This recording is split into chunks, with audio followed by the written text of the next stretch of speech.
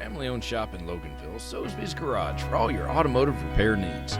We service all makes and models, foreign and domestic. We repair engines, alternators, brakes, alignments, AC systems, and more, using certified technicians with over 90 years of combined experience. We also offer same-day service for some repairs.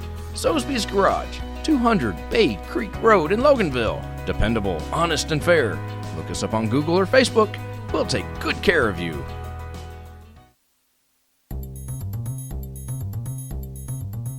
Broadcasting live from the Subaru of Gwinnett studio inside the Sonesta Gwinnett Place Atlanta Hotel. It's time for Case in Point, presented by Paradigm Security Services. We are the cornerstone of security in the Southeast. Welcome everybody to Case in Point, presented by Paradigm Security Services. I'm your host, Rick Strawn, and the president of Paradigm Security Services, and we're excited to be with you again on Business RadioX. We're coming to you from the Subaru of Gwinnett studio, located in the beautiful Sonesta Gwinnett Place Atlanta Hotel in Duluth, Georgia. Each week, as you know, we plan to feature businesses in the Atlanta area, especially those that serve Gwinnett County, but I am going to throw a little plug in for my sponsor. And all I can say is Soesby's Garage in Loganville. They are looking for a master mechanic technician. They really need one bad, and they need a good one, because it's a good job, great people to work for. 678-825-2127. Ask for John or Amanda and see if you qualify. While all businesses have security concerns, not all are about physical security, and we will touch on that and all related aspects of security in some way during the course of each show. Now, what better for a security-related show than my guest that I have with me today? I want to tell you that I appreciate very much Judge Randy Rich for coming on. He is running for, again, for the Superior Court position in Gwinnett County. You've been there how many years? 16 years. 16 years. So he's probably seen a few repeats here and there. I know I spent 25 with Atlanta, so 16 was a long time. 25, you'll be there. But I really, I know Judge Rich, during this process, we're going to discuss the founding of Gwinnett Business Court and new statewide business court, his current reelection campaign, and how the pandemic is impacting the Gwinnett court system, which right now is a real biggie. I'd like to start, Judge, can I call you Randy during this? Sure. Mm-hmm. All right, thank you. Randy, who is Randy Rich? I mean, where do you come from? How did you get to what you're doing, and what made you want to get into this? Well, thank you first for having me on here as a guest. It's so hard trying to campaign during this pandemic, situation. So we've been doing a lot of these, type of events with Zoom and that kind of thing. Absolutely. But I was born and raised in Gwinnett County and grew up in Snellville. And it was back, my parents tell me, I don't remember this, but they say when they moved to Snellville, there was one flashing caution light, no red lights, all the way to Athens. So that's close to what it was when I moved to Roswell back in '67. Yeah, well, that's when they moved out there, '68. So, anyway, I've just seen Gwinnett County change a lot in great ways, and I think early county leaders, they knew Gwinnett County was a great place to raise a family, and they built the best schools and got the school system to be one of those places everybody wanted to be in. Yep. And anyway, my school I went to was South Gwinnett High School, and lived a block away, so I got to walk to school every day, and then ride my bike, and then I drove. And it was just one of those things where it was a great place to grow up, and my parents just picked a great place to raise the family. It still is. Yeah. Anyway, after high school, I went to the University of Georgia, but I was in a situation where I could either take out student loans or, I could work my way through, and my folks just didn't have a lot of money to send either one of us to college, me and my brother. So I decided I would work my way through school. Because I was paying my own way, I graduated in 3 years. Because I didn't want to have to. You didn't have to keep paying and right. keep working. Mm-hmm. So some of my buddies, we all were roommates. People from Snellville. We all lived together in Athens, and they were talking about going to law school. So I said, oh, well, tell me about it. They told me, me, what the heck? Yeah, you got to take this test, and you got to do well, and then maybe you get into law school. So I took the test, and I did okay, and I got into Georgia State Law School, and we were talking about Atlanta a few minutes ago, and that's where I met some of the folks down there that were, Atlanta Police Department, and I used to work in the Fulton DA's office as an intern, and I don't know if you ever remember this guy. He was down there forever, Tom Jones. Oh, yeah. Yeah, one of the prosecutors. Anyway, I was just trained by some of the best trial lawyers, in the state down there. But then when I got out of law school, I just wanted to come back home. And a buddy of mine from law school, he's from Decula, and we both moved back home. And I moved to Lawrenceville, and we opened a little office called Rich and Smith, and we did a little bit of everything. If it was going to court, that's what we did. And he's still in business there. He's got a larger law firm. But in 2004, I decided I want to run for judge. One of the judges was retiring, and I felt like I'd be a good candidate, and ran. We had 7 people in that election, Wow. So it was a tough summertime election. But I ended up winning the race, and I've been there ever since, and really enjoy it. I tell you, that's quite a story. I know when I was in high school, that's what I'd always wanted to do, was be a lawyer, and so that's what prompted me to take 3 years of Latin, which I'm glad I did because it helped me with the English language, but I've got a clue how I passed 3 years of Latin. But ended up going to police work instead, because every time I'd start to go to Georgia State, I'd get transferred. So then they didn't care back then if you were going to school or what you were doing. Your work was first, so then I'd have to drop out. And it just kept going back and forth. So finally I said, well, obviously the Lord wants me to be a cop, so let's just focus on that for a while. 25 years later. Yeah. Now, you grew up here. How has Gwinnett County really changed since you've been growing up here, since you were a kid? Well, I think, everybody knows it's growing like crazy, and it's been that way since the 80s, And, I don't blame anybody for coming out here because it is a great place. And so I love the changes that we've got here. Everything about the county is changing in a good way, as far as I'm concerned. We have to deal with all the growth, and that's something I think the leadership is doing pretty well. And I think the county leaders in particular, they plan out 20 and 30 years in advance, where the growth's going to be and where, schools are going to need to be built. And, I'm just very proud of the county. They're doing a super job.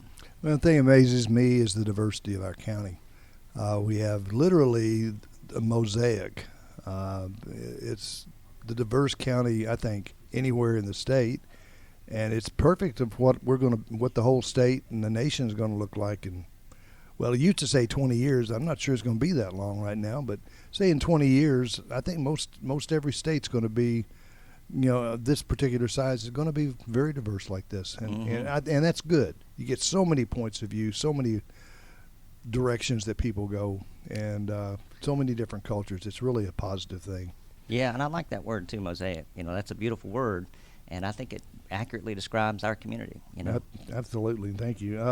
Well, you're known as an innovator in the court system with technology and other ideas. Tell us some of the things that you've done since being elected in 2004. Well, I guess I had little pet peeves or things that I complained about when I was a lawyer. Things that didn't go smoothly from my perspective as an attorney. So I wanted to change some of the things, and one of them was.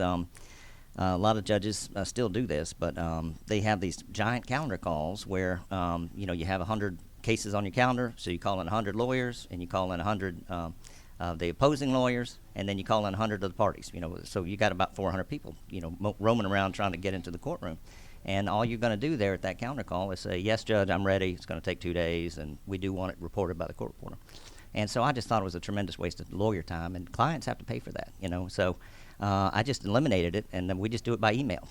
Finally. Yeah, and go picture that. And so that was just one thing, but we also changed the way juries are brought into the courthouse. It used to be they bring in 200 jurors in a week, and they just reuse those jurors all week long. So if Judge Smith didn't have a trial, then you got released, but you got to come back the next day for Judge Jones' trial. And I thought that was a tremendous waste of money, especially the juror's time. So now we call in a juror and we say, hey, if you don't get picked the first day, then you're done. Well, I'll tell you this, if you're responsible for that, thank you very much, because I've had 2 calls like that. I was in there for a day, got sent home, and didn't have to go back, and I appreciate it very much. Well, yeah, you're welcome, and that's just, I think every juror appreciates it, because you might get called every 5 years now instead of every 10 years, the way it used to be, but you're not going to waste your time for a week. You're going to be in and out. Hopefully, if you get selected, you got to hear that one case. So we call it the 1 day, 1 trial, and every metro county was doing it except Gwinnett. And, they're just, at the time anyway, there was a lot of resistance to change because nobody knows if it's going to work. We've never done it that way. Right. But we got it to work, and I think it's working really, really well. Well, I totally agree with you. It really frees up, especially from a business owner perspective. It really frees up where you can go in there, and if you get picked, you do your service. But luckily, for instance, with me with my police background and a few other things, so far they have decided that's probably not the right one we aren't, because you get the old attitude of, if you got this far, he's probably guilty when you're a cop. If he got this far, so luckily they don't keep me. But I just don't want to tell them that I really wouldn't look at it that way when I get there, so that they don't pick me. But you started the Gwinnett Business Court in 2006. Why is that court needed, and how has it grown? Well, that's another thing that was frustrating to me. I represent a lot of small businesses where, for example, one of the clients I remember, he was one of these persons that would buy old houses, fix them up, and then try to resell them. And he had a dispute with one of his contractors that he hired to come in there and do some of the work. And it was probably a $50,000, $60,000 dispute. And, small business, he couldn't afford to let that case sit in the courtroom. But that's exactly what happened to him. From his perspective, he ended up having to just kind of toss the case because he couldn't afford to spend lawyer money for 2 years trying to get into the courtroom. So the business court model, it works really well, I think. And so you kind of highlight cases where it's just a business suing another business over some business dispute. And then you kind of fast track it so that the business that's suing the other business can ask for assignment to the business court, and basically just, this is our business dispute. We both need it resolved because both of us need to move on with our business. If I'm going to lose, I want to lose now so I can plan for it. If I'm going to win, I want to win now so I can collect it. So it's just a fast tracking of those cases where it's purely a business matter, not anything to do with hurt feelings, or sometimes a lot of emotions go into court cases. These are just business people that are trying to move on with their businesses. Get a resolution to whatever conflict they have, disagreement they have. Get someone to say, no, this is the way it's going to be, and then both of them move on. Exactly. Yeah. Yeah, that's great. I know that it's a shame we can't do that in a lot of the criminal cases, Mm-hmm. but that one's not going to happen. You're in the middle of an election. And I know that the first part of it's coming up Tuesday. It's going to be here before you know it. How would you say that the pandemic overall has affected your campaign or impacted your campaign? Well, the scenario I'm in, I've been a judge up there for 16 years, and I've never had to run for a contested election. I think I do a really, really good job.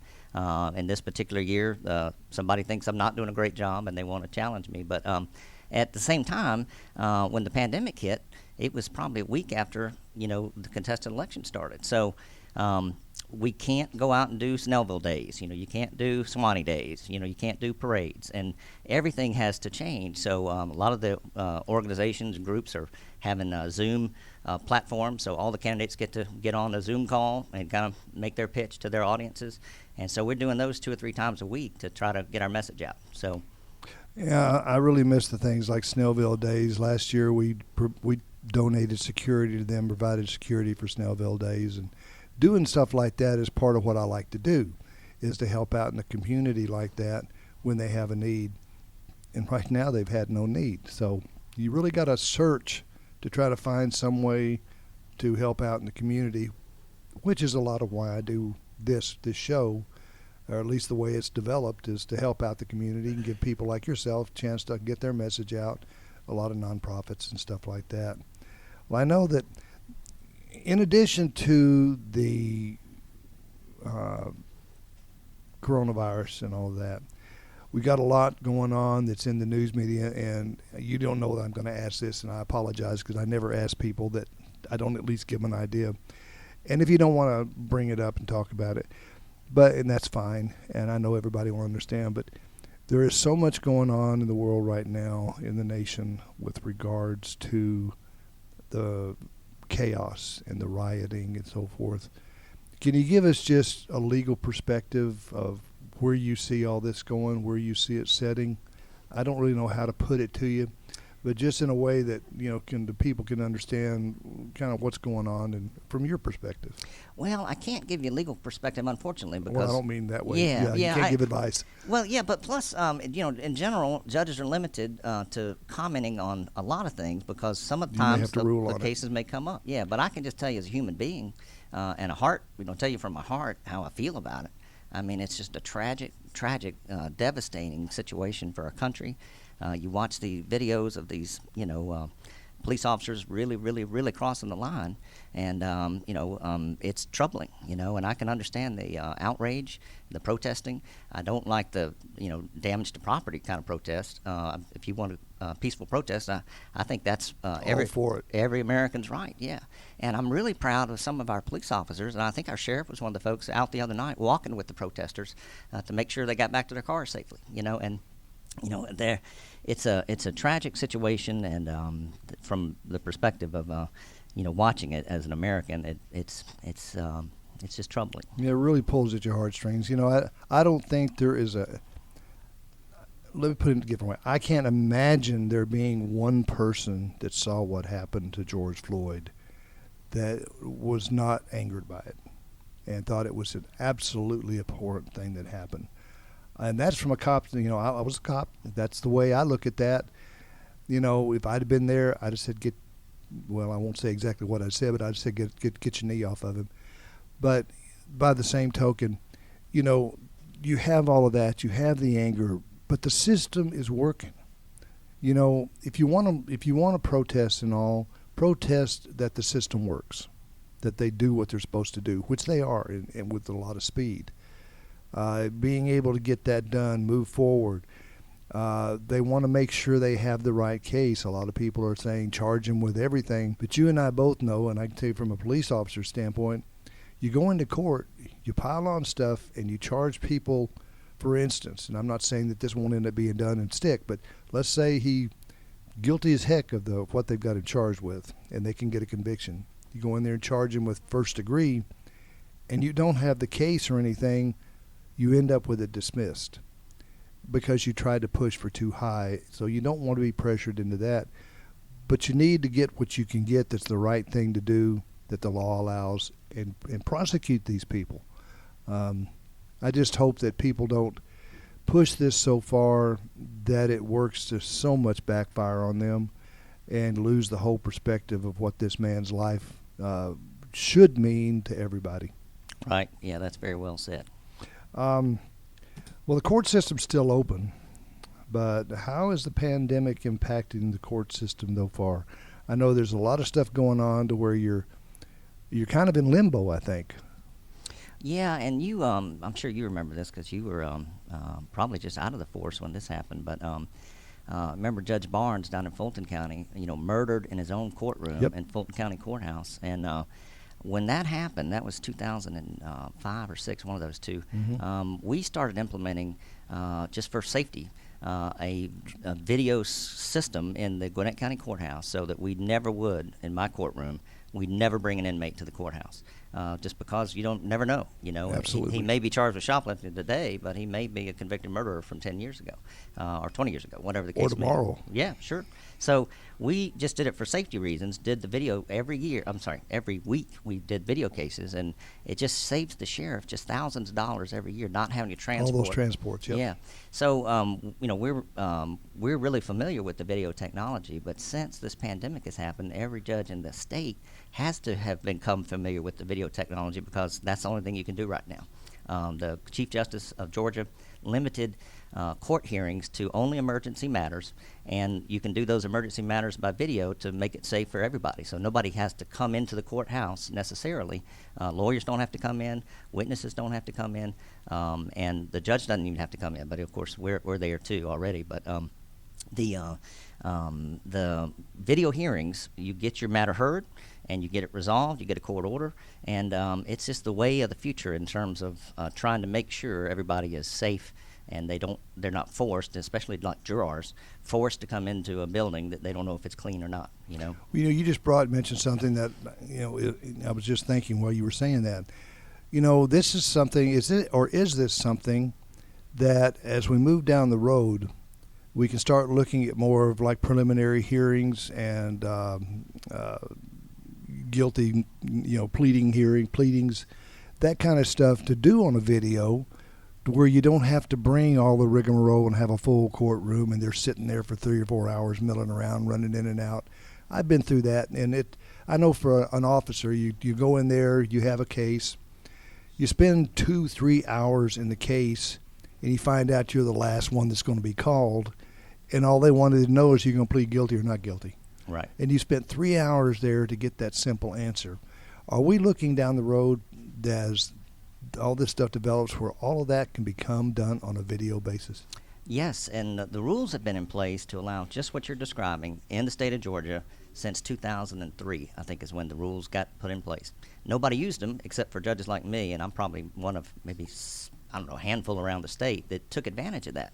But it's the best way to do it. You know, it's the most efficient. Absolutely. It saves everybody money. It's safe. So I think you're going to see, since all the judges are experimenting with it now, and a lot of successes. You know, these judges that were so resistant to it, they now think it's the best thing in the world. You know, so I think you're going to see a lot more of those type of hearings, and it's going to be not only common, but it's going to be the preferred way. I have trouble comprehending why anyone would think would hesitate to do that for that type of a case, for the pleadings and all that kind of stuff, because you know that really serves no purpose for everybody to be in there or to sit there. I mean, you can have the pleadings. You can have the attorney in the jail cell with a guy, or in the lobby of the jail or whatever, talking about it, and put them on camera, and they can give their pleading right from there, and just everybody go about their business. Yeah, be done with it. And that's the way we've done it for at least since 2005 with me. But you're 100% correct. And I think a lot of the judges just resistant to the technology because they didn't want to learn anything new maybe.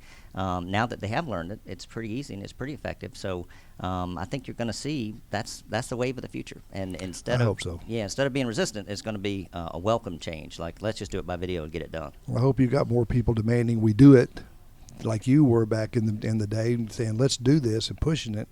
We have more people like that to where they're pushing it instead of pushing away from it.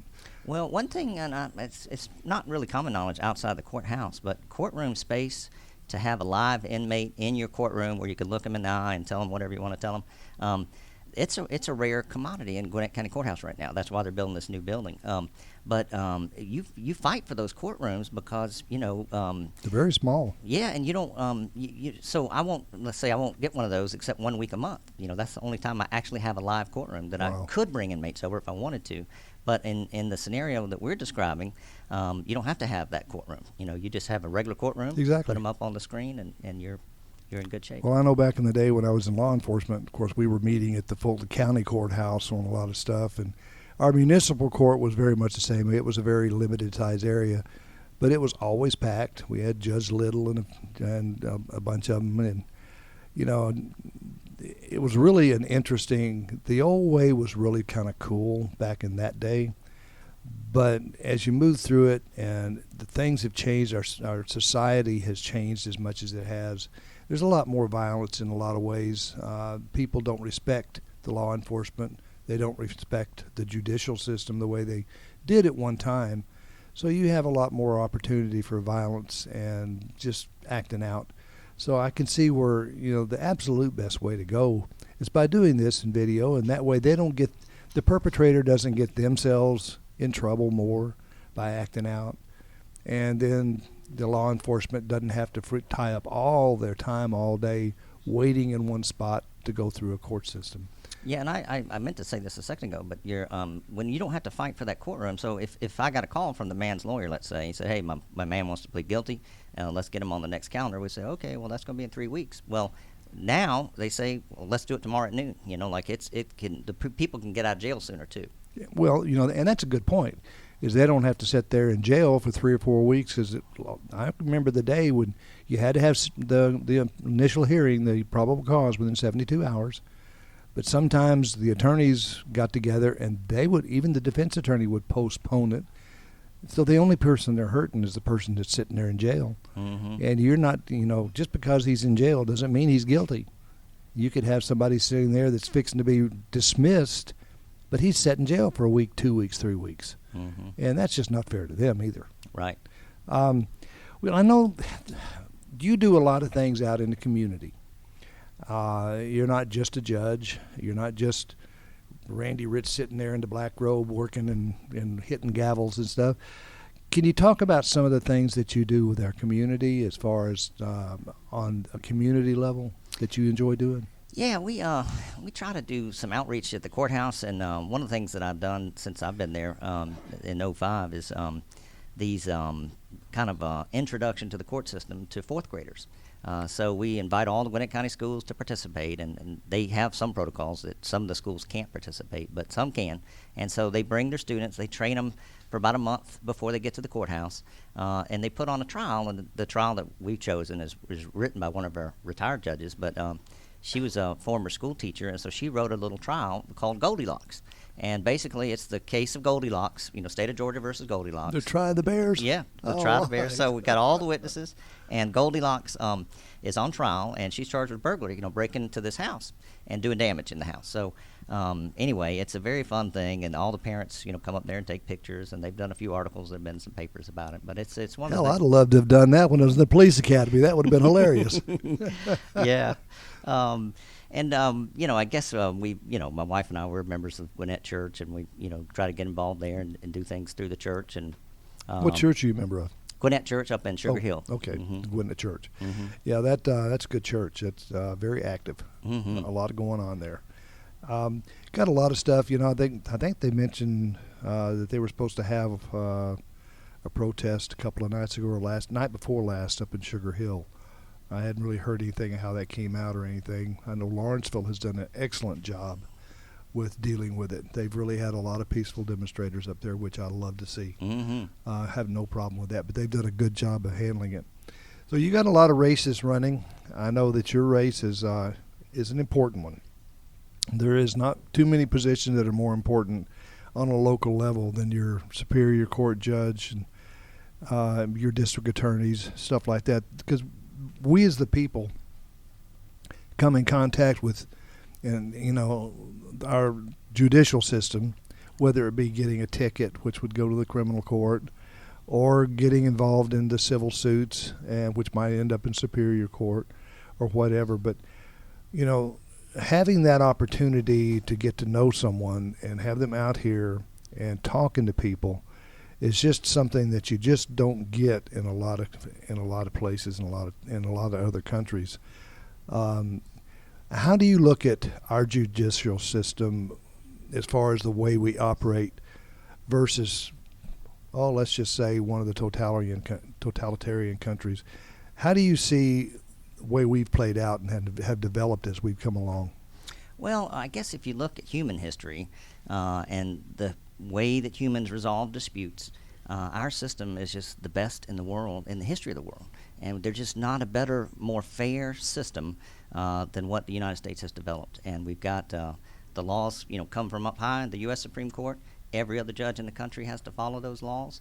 And hopefully. Yeah, and of course, you've got some that want to make up their own laws, but our local legislature too, they write the criminal laws too for the particular ones that are going to cover our state, and every judge has to follow those. And so you've got a system of review, and you've got multiple layers of review. So even a lot of checks and balances. Yeah, and even if our state Supreme Court says one thing, it can go to the federal courts and they can say something totally different, and everybody has to follow that. So it's just in terms of resolving disputes of human behavior, human interactions with each other, how are we going to make it where it's a peaceful resolution of that dispute? the system that has developed here is just the best in the world. Stop doing the caveman. Go out and shoot them because you don't like them. Right. If you don't like them, take them to I think one of the best things we've ever developed was the small claims court. Mm-hmm. Being able to handle it on such an initially small basis unless you just can't come to a resolution. Well, I want to mention that too because it's interesting. Other countries, we're talking about this video technology, the small claims court in some of these countries, and I don't know off the top of my head which one, but they just do 24 hours a day of a judge sitting on a TV screen. They bring the case to them. The judge hears the case on video, makes a resolution by video, and then calls in the next case. And it's one of those things where, the technology that they have and this, so many small claims cases, they just get them heard, get them resolved, and they keep moving. And I may be wrong about the 24 hours a day, but it's a system that's up and running all the time in these countries where, the people can come and resolve their disputes with a video judge. That's awesome. Mm-hmm. Well, listen, Judd, I could talk to you for about another hour, but our time is about up. And, if somebody wants to do anything with your campaign, wants to get out there, wants to get some signs, wants to call you and ask you questions or talk to you, how would they get a hold of you? Well, all of our information is on a website called randyrich2020.com. And then it's got my phone number on there. It's my cell phone, so you can text me or call me. And then, of course, if you want to learn more about me, all that information's on that website, too. I do have a Facebook page, Re-elect Judge Randy Rich on Facebook.